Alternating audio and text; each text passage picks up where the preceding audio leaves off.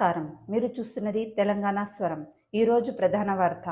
Iran, Israel, America యుద్ధ పరిస్థితుల నేపథ్యంలో ఖతార్లో ఉన్న భారతీయులు ఆందోళన చెందాల్సిన అవసరం లేదని మెట్పల్లి నివాసి ప్రవాస భారతీయుడు ఖాజా నిజాముద్దీన్ తెలిపారు. అందరికీ నమస్కారం. నా పేరు ఖాజా నిజాముద్దీన్. నేను జగిత్యాల జిల్లా మెట్పల్లి వాసిని.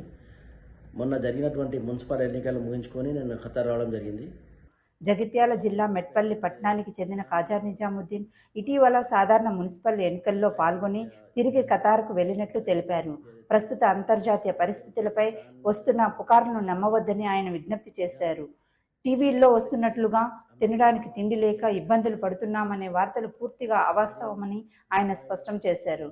ఖతార్లో 24 గంటల పాటు షాపింగ్ మాల్స్, ఫుడ్ కోర్టులు సాధారణంగానే పనిచేస్తున్నాయని తెలిపారు. భద్రతా విషయంలో ఖతార్ ప్రభుత్వం కట్టుదిట్టమైన చర్యలు తీసుకుందని, భారతీయులకు ఎలాంటి ప్రమాదం లేదని పేర్కొన్నారు. 24 గంటల పాటు ఆసుపత్రులు అందుబాటులో ఉన్నాయని, అత్యవసర సేవలు నిరంతరం కొనసాగుతున్నాయని తెలిపారు. అలాగే తెలంగాణ ప్రజల కోసం తెలంగాణ వెల్ఫేర్ అసోసియేషన్ ద్వారా హెల్ప్ డెస్క్ ఏర్పాట్లు చేస్తున్నట్లు వెల్లడించారు.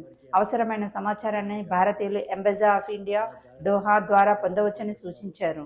ప్రవాస భారతీయుల భద్రతకు ఖతార్ ప్రభుత్వం పూర్తి సహకారం అందిస్తుందని, ఎలాంటి ఆందోళన అవసరం లేదని ఖాజా నిజాముద్దీన్ తెలిపారు. భయభ్రాంతులకు గురి అవసరం లేదు. ఇక్కడ అన్ని చాలా మంచిగా వసతులు ఉన్నాయి. అంటే మన చాలామంది మీడియాలో చూపిస్తున్నారు తినడానికి తిండి లేదు, ఇటువంటి ఇష్యూస్ ఉన్నాయని. అటువంటి ఏం లేదు. ఇక్కడ 24/7 చాలా సూపర్ మార్కెట్స్ ఉన్నాయి. సో హాస్పిటల్స్ ఉన్నాయి. ప్రతిదీ ఎవరికి ఏం ప్రాబ్లం లేకుండా మన గవర్నమెంట్ తరఫున కాల్ సెంటర్స్ ఏర్పాటు చేస్తున్నారు ఎమర్జెన్సీకి. ప్లస్ మన ఇండియన్ ఎంబసీ ద్వారా కూడా కాల్ సెంటర్ ఏర్పాటు చేస్తున్నారు. 24/7 ఇండియన్ ఎంబసీ వాళ్ళు కూడా సపోర్ట్ చేస్తున్నారు. నేను ఇక్కడ ఒక సింగపూరియన్ కంపెనీలో ఫైనాన్స్ మేనేజర్గా పనిచేస్తున్నాను. ప్లస్ ఇండియన్ ఎంబసీలో Indian community benevolent forum head of legal సెల్గా కూడా పనిచేస్తున్నాను. సో మన చాలామంది ఇండియన్స్ కూడా మనం కాంటాక్ట్ చేస్తుంటారు ఇక్కడ సహాయం కోసం.